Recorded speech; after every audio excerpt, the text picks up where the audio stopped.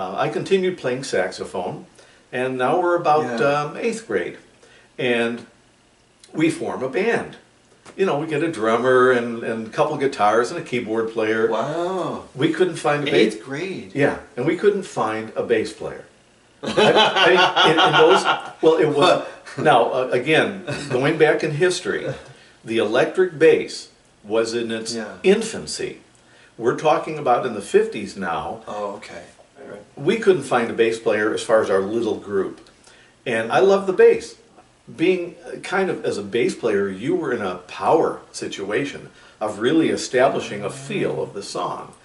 That's true. Where the saxophone, you play over what is being created as a bed for you. Right. As a bass player, you are laying down, I mean, as a fellow bass player, both of us. The bass is, right, the bass is sometimes considered the foundation because it's not only the groove, but it's also the harmony of all the harmony that's occurring.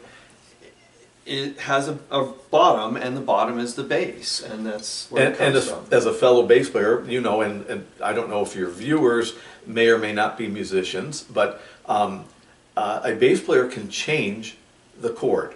Right. So if everyone's playing an F, for example, and I were to play a D in the bass, I've now changed this to a D minor 7 chord, and changed the entire concept and the feel. The bass has ultimate importance as far as a rhythm section. It's both a melodic instrument with a foundation, and it's a rhythmic instrument at the same time.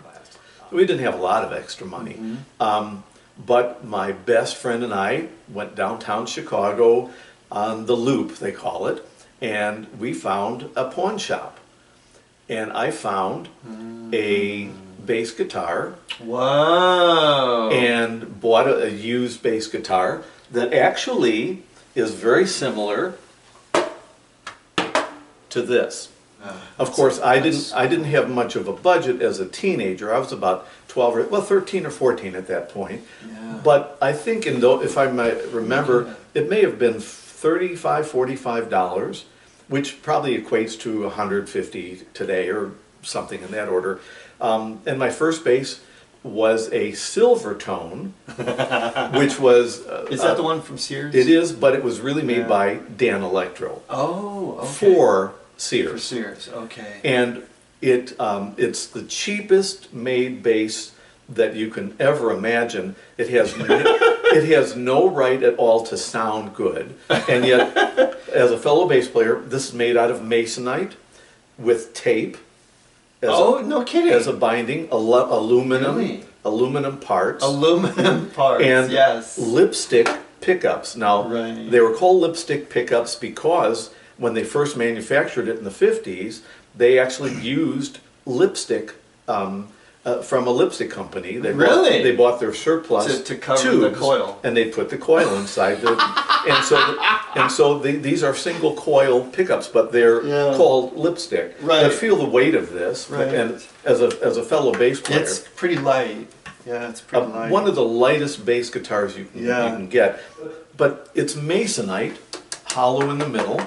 Isn't that crazy? And when you think of a fine instrument, it's not.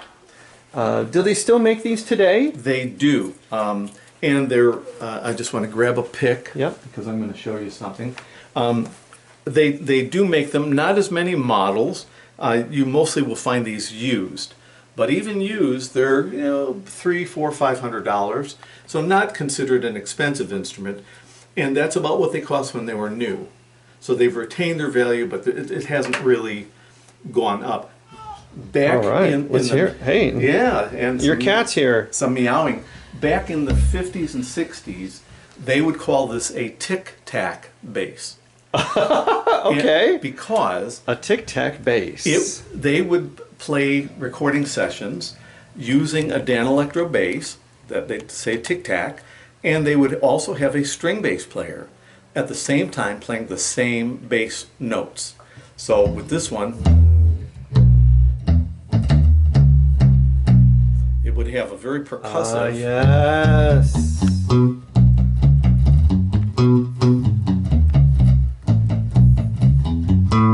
Oh my gosh, I'm thinking of I think we're alone now. Right, and they use it on Beach Boys songs. Beach Boys. And the early, like, surf music.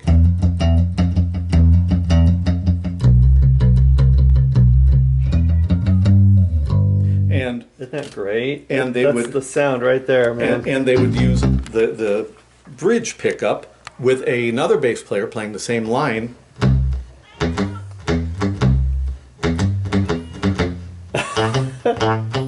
So another bass player would be doing, you know, the same line. This one will allow you to combine a couple pickups together, so you. Oh gosh. Almost like two basses in one. And this one, it's got a little bit of like a snarly. So it's got some character to the mid-range.